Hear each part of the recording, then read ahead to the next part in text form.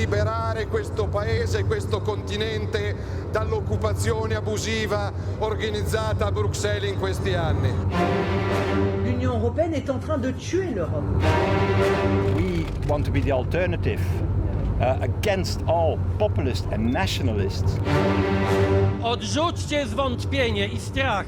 Nie ma żadnego powodu, żebyście się lękali. A campaign like no other. For the first time in the short history of European elections, it's been dominated by populists and Eurosceptics.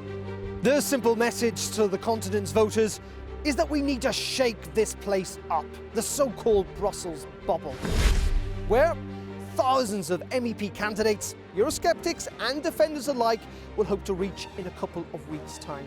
But standing between that and them is you, Europe's voters.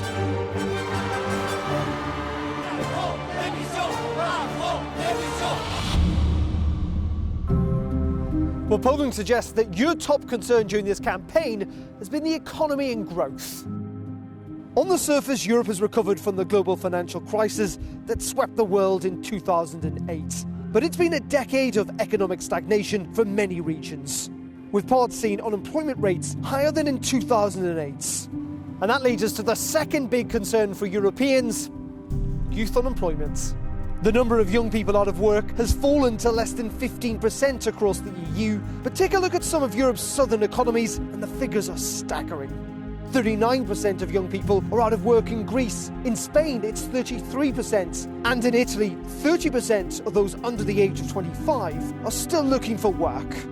Next up on voters' minds is that vexed issue of immigration. Looking at the numbers, Europe's migration crisis is definitely over. The number of people trying to enter the EU illegally has fallen by 92% from its peak in 2015. But the political fallout certainly continues. L'immigration est la première préoccupation des Européens dans le cadre de cette élection. This terrible Islamic ideology of submission and violence. And another concern for voters is the issue of climate change. For months, students have been skipping school, expressing their discontent at what they see as a lack of action on climate change. Spurred on by this young activist from Sweden, it's become a worldwide movement. I don't want you to be hopeful. I want you to panic.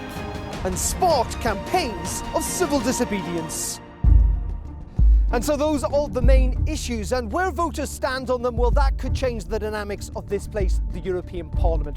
Two mainstream pro-EU parties have dominated this place for decades, but polling suggests that they could be about to lose their combined majority. Well, I know a man who can predict the future. He is the European Parliament's pollster, Philip Schulmeister.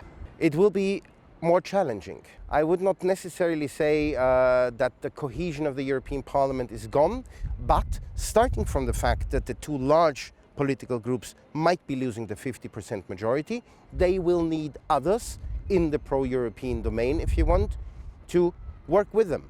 I do not see the emergence of the one big right populist bloc. Thank you very much.